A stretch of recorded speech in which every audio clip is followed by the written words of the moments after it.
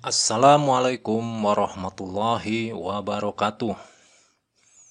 Apa kabar semuanya? Semoga Anda dalam keadaan baik, sehat, dan bahagia selalu. Alhamdulillah, hari ini jumpa lagi dengan saya di perkuliahan Aljabar Linear. Kali ini kita sudah memasuki pertemuan ketujuh ya. Tidak terasa sebentar lagi kita mau menghadapi ujian tengah semester. Untuk hari ini kita akan belajar tentang aturan Kramers. Jadi aturan Kramers itu, ini yang pertama kita akan pelajari tentang teorema dan cara penurunan rumusnya.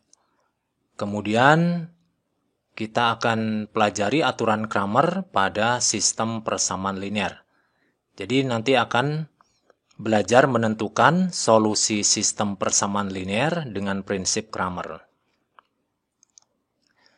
Nah, sebelumnya saya sarankan bagi Anda yang belum subscribe, supaya terlebih dulu subscribe, supaya mendapatkan manfaat dari video pembelajaran ini.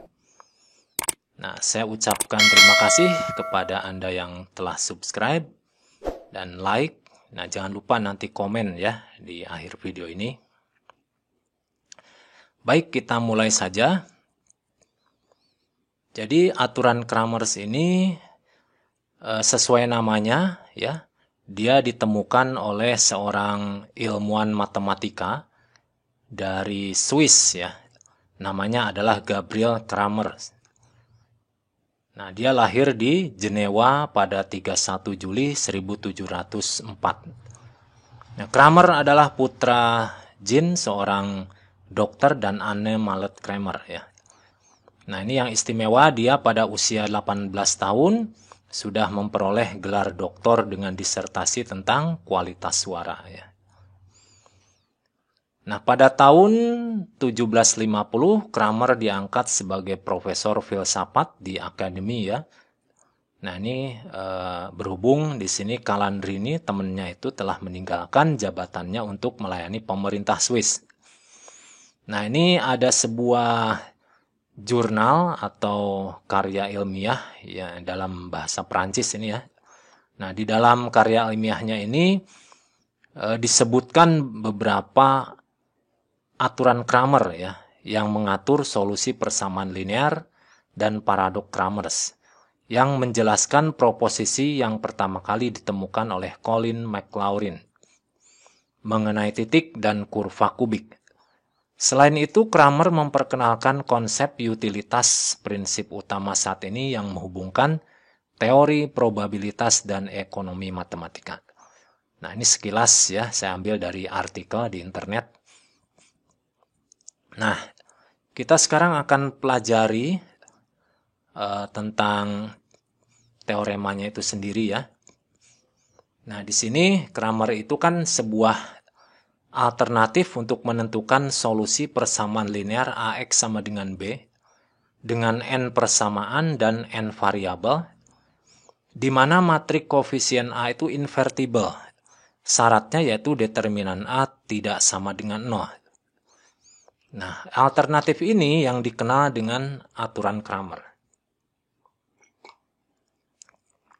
Adapun teoremanya seperti ini ya. Jika AX sama dengan B adalah sistem persamaan linear dengan n persamaan dan n nilai tak diketahui, sedemikian hingga determinan A-nya tidak sama dengan 0, maka sistem mempunyai solusi tunggal, yaitu X1 sama dengan determinan A1 per determinan A.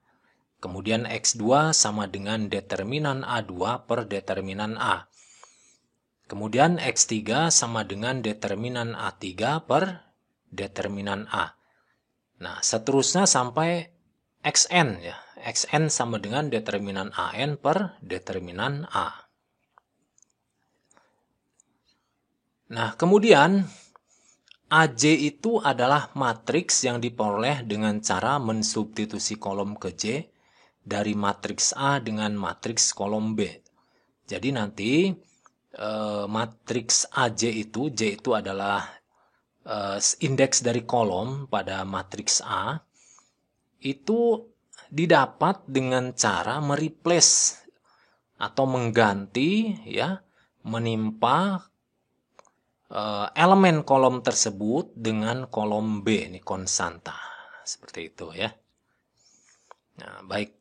Di sini kita akan coba cara mendapatkan dari solusi tadi ya. Kita umpamakan di sini AX sama dengan B itu dapat dibentuk dalam X sama dengan A inverse kali B.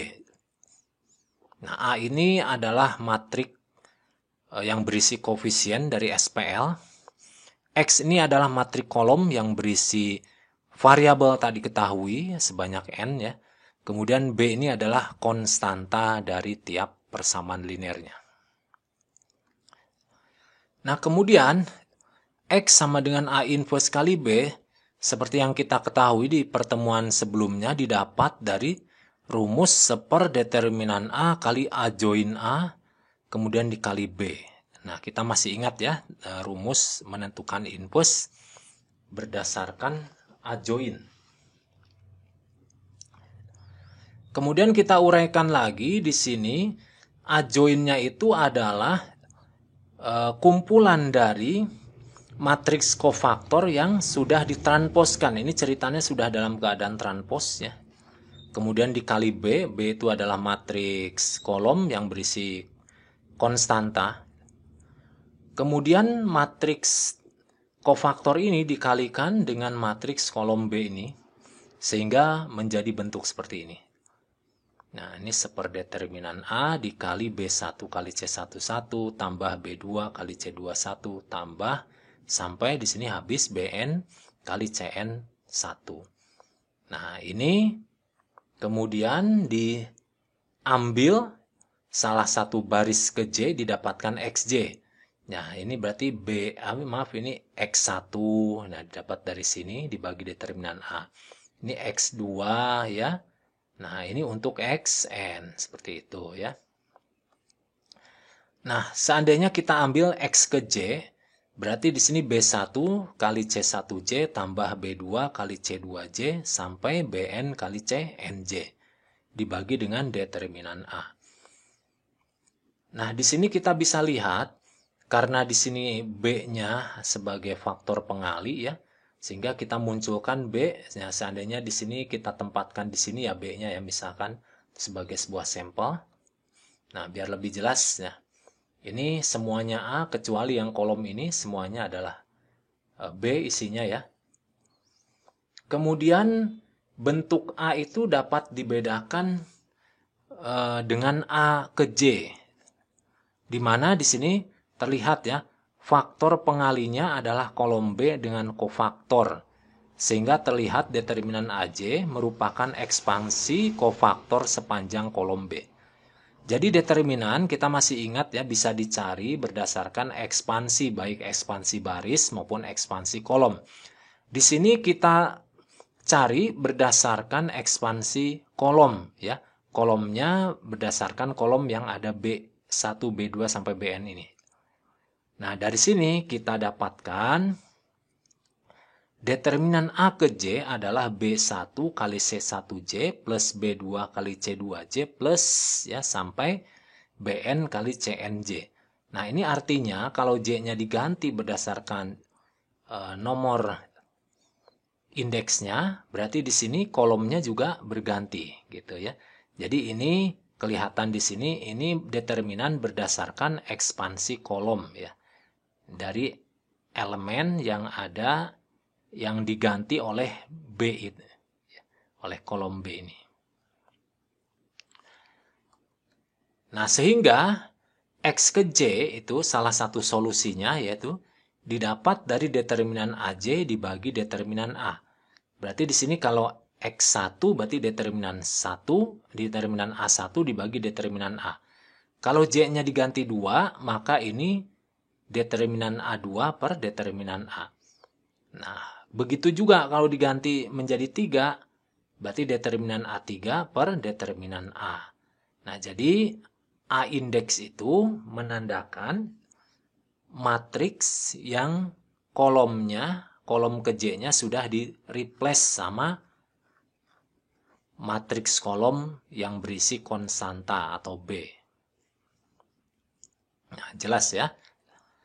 Nah, kita sekarang buat aja yang kalau tadi barusan masih abstrak, kita coba sekarang yang sistem kecil, yang 2 variabel saja supaya lebih mudah dipahami. Nah, di sini disebutkan ada sebuah SPL 2 variabel dengan 2 variabel yang belum diketahuinya yaitu X1 dan X2. Nah, di sini konstantanya adalah P dan Q. Nah, sehingga kita bisa uraikan dulu menjadi bentuk seperti ini ya, bentuk perkalian 2 matriks ya.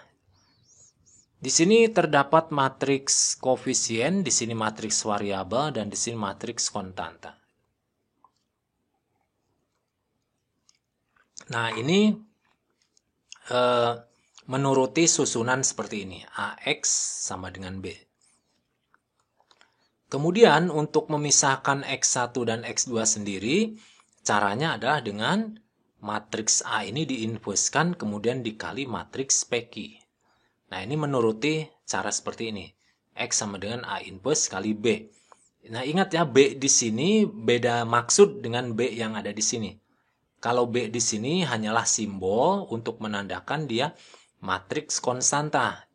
Kalau B di sini adalah salah satu elemen dari matriks A. Kemudian ini kita jabarkan lagi ya, A inverse ini menjadi seperdeterminan A dikali A join A. Atau di sini karena matriksnya sederhana ya, jadi langsung saja determinannya adalah AD min BC. Dan ini A join-nya langsung kita gunakan ini diubah ya, ditukar. Ya, posisinya A dan D, sedangkan BC-nya tetap tapi diganti tanda. Nah, ini menuruti rumus seperti ini. X sama dengan seperdeterminan A kali A join A dikali B. Nah, kemudian kita kali-kalikan matriks di sini ya. D min B min C A, ini matriks A join dikali matriks konstanta. Sehingga berubah menjadi bentuk seperti ini. D kali P min B kali Q. Yang di bawah juga sama, A kali Q min P kali C. Nah, karena ini 1 per AD min BC adalah sebuah skalar ya, nanti dikalikan ya ke dalam ini, kedua unsur ini, sehingga bentuknya menjadi seperti ini. DP min BQ per AD min BC. Ini untuk X1. Untuk X2-nya AQ min PC per AD min BC. Kalau kita sederhanakan, nah ini bentuknya X1-nya ya, seperti ini. Kemudian kalau kita analisis ya, kita lihat, nah ini X2-nya juga sama ya, AQ min PC per AD min BC. Kalau lihat secara seksama ini, DP min BQ itu adalah sebuah matrik kofaktor ya ini. Nah ini ya. Nah ini menjadi sebuah determinan rupanya ya. Ini DP ya atau PD min BQ. Nah seperti itu kan. Ini berarti ini tuh sebuah determinan dari matriks ini. Kemudian AD min BC. Nah ini determinan dari AB CD. Nah ini kalau kita lihat polanya. Ini BD sama ya. Nah, di sini yang harusnya AC ini udah disubstitusi dengan PQ, di mana PQ itu adalah matriks, di sini adalah konstanta, didapat dari konstanta pada SPL. Sehingga X1 itu adalah bisa ditulis determinan A1 per determinan A. Di mana A1 itu adalah matriks A yang koefisien bagian X1-nya yang ini ya, yang tadinya AC ditimpa dengan matriks konstanta gitu ya. Kemudian yang X2 berarti ngikutin polanya ya. AQ min PC. Nah, ini bisa dibentuk seperti ini. Sebuah determinan ya, matriks dari AP CQ. Nah, di sini terlihat AC itu tetap ya. Sedangkan PQ-nya itu didapat dari menimpa BD menimpa BD menjadi PQ. Seperti itu. Nah, sehingga kalau X2 nanti cara mencarinya adalah di mana variabel yang ada X2-nya ini ya. Jadi koefisiennya nanti ditimpa dengan konstanta. Nah, menjadi bentuknya seperti ini. Sehingga APCQ ini itu adalah nama lain dari matriks A2, di mana koefisien X2-nya ini ditimpa dengan PQ. Nah, yang di bawah itu determinan A, determinan utama yang berasal dari koefisien ya, dari SPL ini. Nah, ini tadi ya, kalau dibikin sistem kecil mungkin akan kelihatan penurunan rumusnya ya. Nah, supaya lebih paham, kita coba ke dalam contoh soal. Nah, di sini ada contoh soal sebuah sistem persamaan linear dengan 3 variabel. Ini sistem ini ada 3 persamaan juga ya. Baik, lebih jelasnya kita langsung saja kita buat beberapa matriks dulu. Nah, matriks koefisiennya dulu. Nah, ini ya. Ini matriks A, ini diambil dari ini 1. Nah, berarti ini kalau nggak ada berarti 0, ini 2. Jadi 1, 0, 2. Kemudian baris kedua, min 3, 4, 6. Nah, ini semuanya koefisiennya lengkap ya. Min 3, 4, 6. Nah, yang baris ketiga juga lengkap. Min 1, min 2, 3.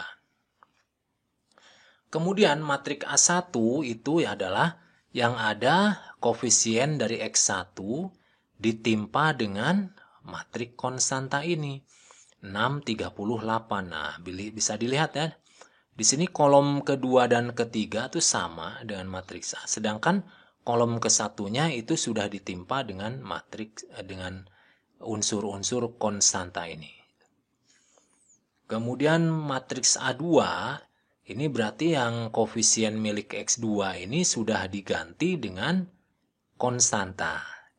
Nah, bisa dilihat di sini ya. Nah, ini kolom ke-1 dan kolom ketiganya sama, tetapi kolom keduanya sudah berubah. Nah, kemudian yang A3 di sini kolom ke-1 dan kedua tetap, tetapi yang kolom ketiga ini sudah berubah. Nah, jadi Anda lihat ya perubahannya. Setelah itu kita hitung masing-masing determinannya. Di sini determinan A-nya kita hitung melalui cara apapun yang Anda bisa ya. Di sini kita akan coba dengan cara SARU saja. Nah, ini udah dihitung ceritanya jadi 44. Kemudian determinan A1-nya kita hitung pula di sini adalah minus 40. Kemudian determinan A2-nya nah, kita hitung di sini adalah 72. Kemudian determinan A3-nya yaitu 152. Nah, di sini determinan semua matrik ya dari keempat matrik ini sudah diketahui, kita tinggal menghitung solusinya dari tiap variabel. Untuk variabel X1 itu solusinya berarti determinan A1 dibagi determinan A. Yaitu min 40 dibagi 44. Kalau kita sederhanakan jadi min 10 per 11. Kemudian yang X2 itu didapatkan dari determinan A2 dibagi determinan A. Sehingga ini jadinya ada 72 dibagi 44. Kalau disederhanakan menjadi 18 per 11. Nah, lalu variabel X3 itu didapatkan dari determinan A3 dibagi determinan A. Nah, didapatkan 152 dibagi 44. Kalau kita sederhanakan menjadi 38 per 11. Jadi ini adalah solusinya ya. Solusinya tunggal untuk X1-nya min 10 per 11, X2-nya 18 per 11, dan X3-nya 38 per 11. Nah, itu tadi ya contoh untuk mencari solusi ya SPL menggunakan aturan Cramer. Nah, baik supaya lebih paham lagi kita akan coba lagi contoh berikutnya.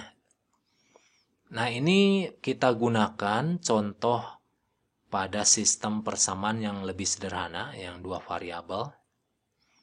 Di sini kita ubah dulu ya ke dalam matriks. Matriks A yaitu diambil dari koefisiennya 1, min 2, 2, 3.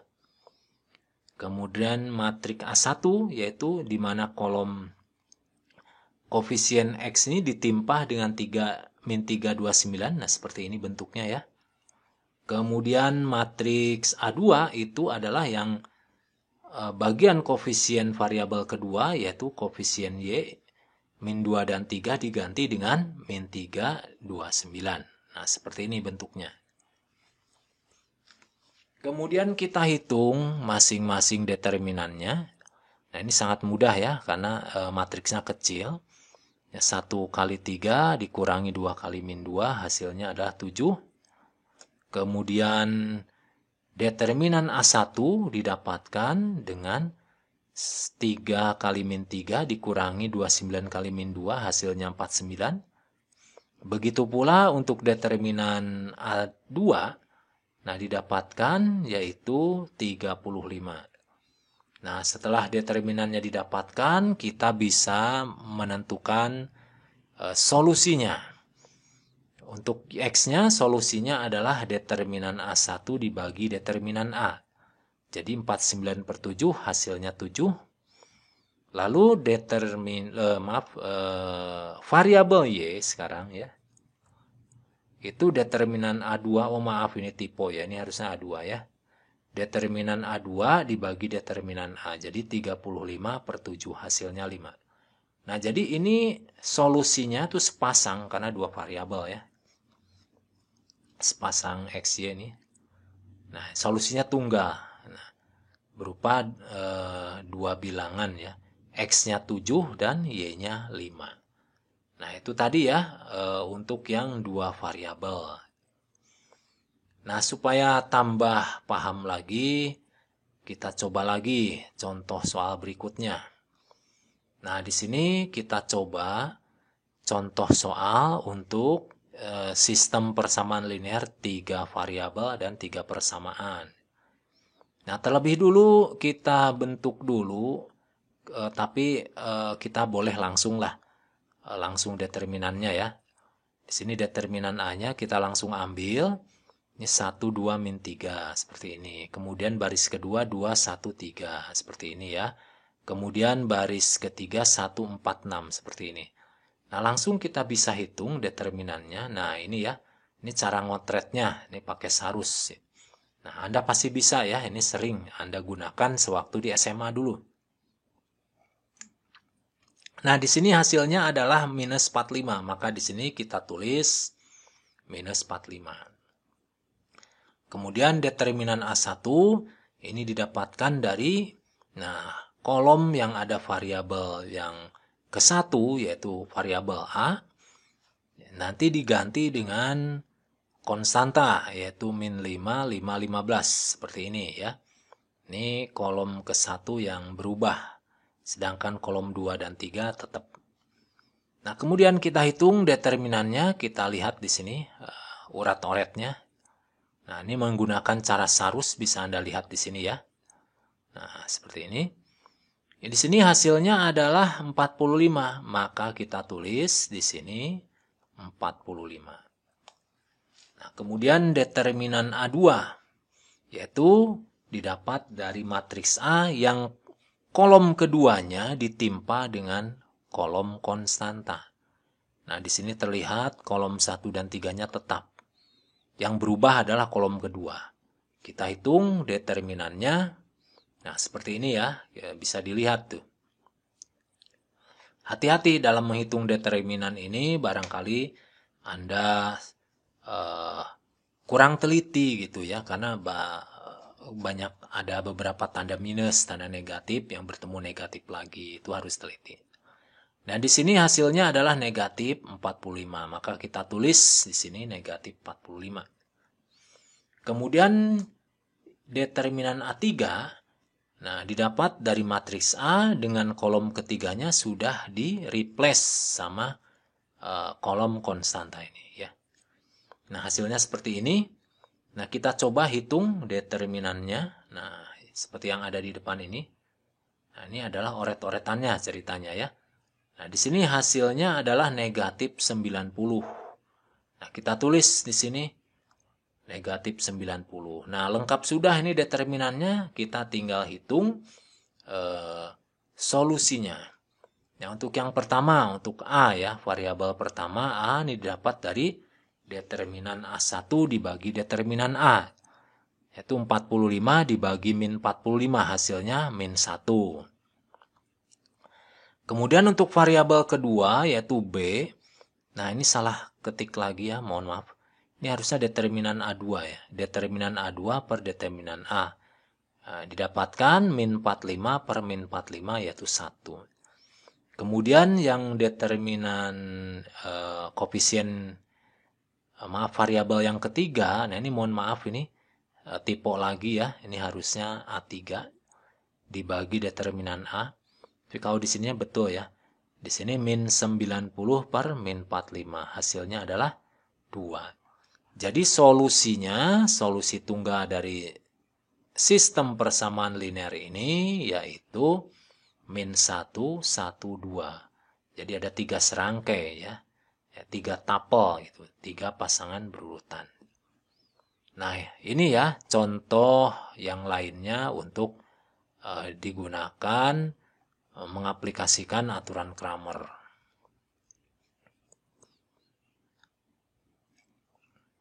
Nah, baik, sekarang kita coba pada SPL yang lebih besar. Ini ada 4 variabel dan ada 4 persamaan.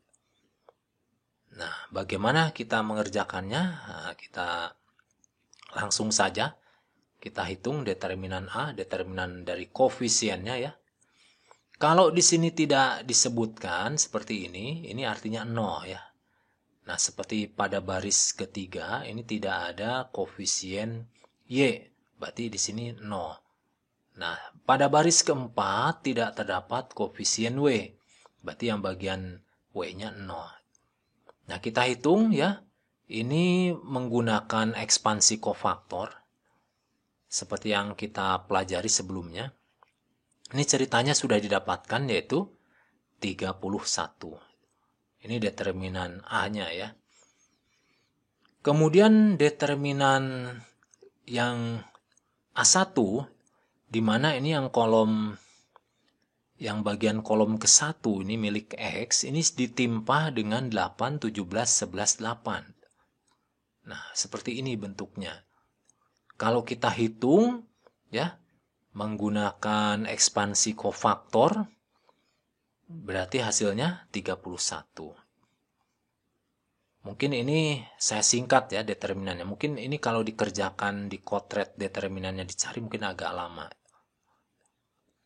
Kemudian determinan A2 ini adalah kolom kedua yang diganti dengan 8, 17, 11, 8. Nah, seperti ini. Hasilnya adalah 62. Kemudian determinan A3 caranya juga sama, yaitu kolom ketiga ini sudah berubah ya, sudah diganti dengan kolom konstanta. Nah, kalau kita hitung determinannya hasilnya 93.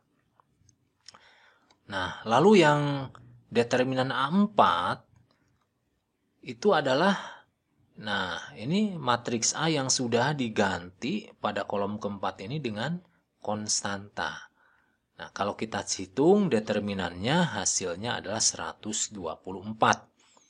Nah, setelah determinannya didapat, kita bisa tentukan ya untuk X-nya itu berarti determinan A1 dibagi A, hasilnya 31 per 31, yaitu 1.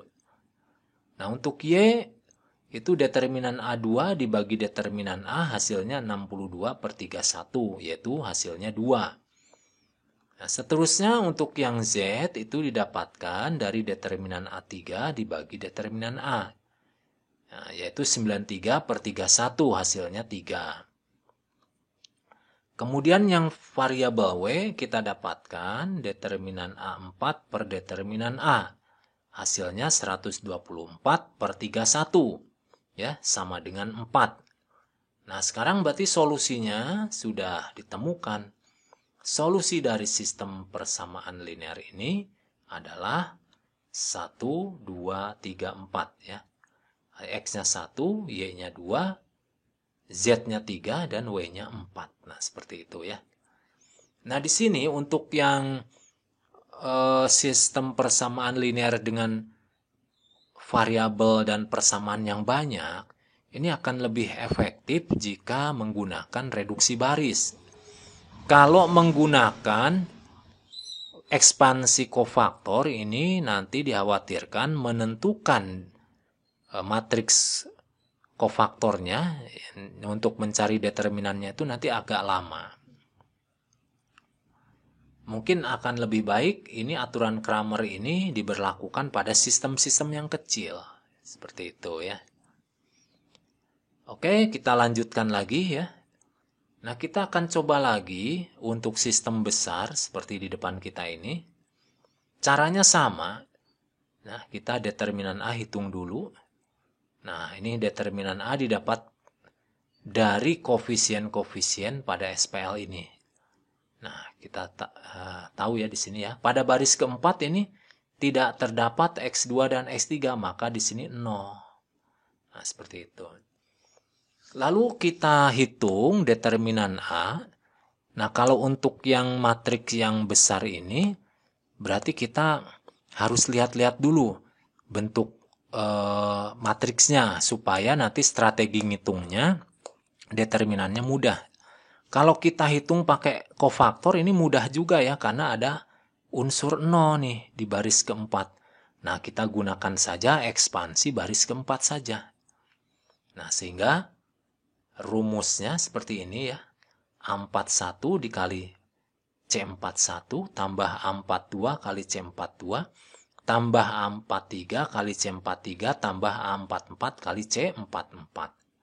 Nah, A41 itu ditempatin oleh 2, A42 itu 0, A43 itu 0, A44 itu 2. Nah, jadi seperti ini ya. Nah, untuk yang 0 kita bisa abaikan saja, karena apapun kofaktor di sini, kalau dikalikan 0 ya tetap 0. Maka kita cuma hitung yang bagian min 2 kali C41 dan 2 kali C44 saja. Nah, ini adalah matriks untuk minornya ya. Ini tanda negatif dan positif nih karena berasal dari negatif 1 dipangkatkan jumlah indeksnya. Atau selang-seling plus minus plus minus plus minus seperti itu. Nah, di sini kebagian minus. Di sini plus, di sini minus, di sini plus. Nah, seperti ini ya, min plus min plus. Kalau kita hitung ini determinannya menggunakan sarus, ini hasilnya 34. Nah, dikali min 2. Nah, kalau yang sebelah sini juga sama. Kebetulan hasilnya 34 juga. Dikali 2. Min 2 kali 34 ditambah 2 kali 34 nih hasilnya berlawanan. Yaitu hasilnya adalah 0. Nah, apa yang bisa disimpulkan dari sini? Nah, kita ingat teori di awal bahwa aturan Cramer itu berlaku untuk matriks yang invertible, yaitu matriks yang determinannya tidak sama dengan 0. Jadi di sini kita tidak bisa melanjutkan untuk aturan Cramernya. Nah, dikarenakan karena ini bertentangan dengan teoremanya. Ya. Jadi aturan Cramer itu diberlakukan pada matriks yang invertible atau determinan A-nya tidak sama dengan 0. Nah, kebetulan ini 0 ya. Berarti ini tidak mempunyai solusi.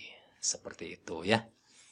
Nah, dari beberapa contoh ini saya harapkan Anda bisa paham dan mengerti ya tentang konsepnya. Supaya Anda lebih paham lagi, nah saya berikan beberapa latihan soal. Nah, seperti ini ya. Ini cukup 4 soal saja. Di sini nomor 1 itu, apakah SPL berikut dapat ditentukan solusinya dengan menggunakan metode Cramer. Nah, ini Anda analisis ya, dicek ya. Apakah dia mempunyai solusi atau tidak. Kemudian nomor 2, kita akan mencoba soal menentukan solusi SPL dengan menggunakan aturan Cramer. Nah, ini ada A dan ada B ya. Kemudian yang ketiga, kita menentukan nilai K pada SPL ini supaya mempunyai solusi tunggal. Nah, K-nya nanti Anda cari ya, berapa supaya SPL ini mempunyai solusi tunggal. Nah, kalau yang nomor 4 ini hanya mencari Y-nya saja, tanpa harus mencari solusi X, Z, dan W. Nah, kemudian selanjutnya bandingkan cara Kramer dengan cara reduksi baris. Mana yang lebih efektif? Nah, ini untuk yang sistem yang lumayan agak besar ya. Jadi kalau nanti Anda periksa apakah menggunakan Kramer dengan reduksi baris itu bagaimana, lebih efektif mana gitu ya. Nah, mungkin itu saja, saya cukupkan sekian dulu. Semoga bermanfaat ya. Jangan lupa tugas-tugas dari pertemuan pertama sampai ke-7 ini dicoba dikerjakan sebagai syarat untuk mengikuti UTS. Itu dulu dari saya. Terima kasih. Wassalamualaikum warahmatullahi wabarakatuh. Sampai jumpa di pertemuan berikutnya.